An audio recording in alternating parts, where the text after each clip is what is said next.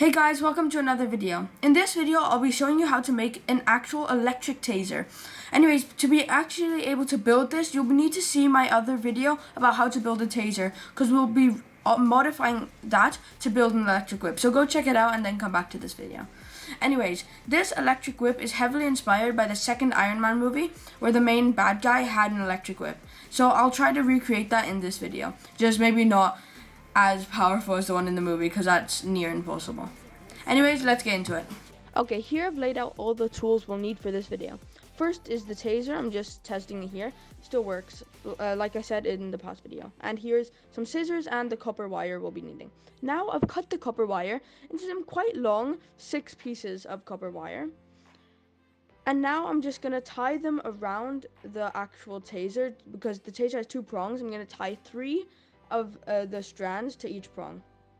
Now I'm going to wrap them around the 2 prongs. And now I'm just going to solder them on so they really stay there, because if they actually just come off because you haven't soldered it and fly towards you, that really isn't good and it hurts a lot.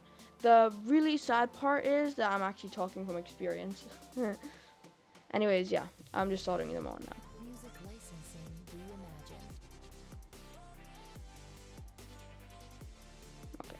There we go. They should be on there now, but I'm just adding a little bit more just in case, because it is electricity and it does hurt, so it's better to be safe. Now you can see as I throw the whip around, then you can see sparks are actually coming off, but now they've stopped.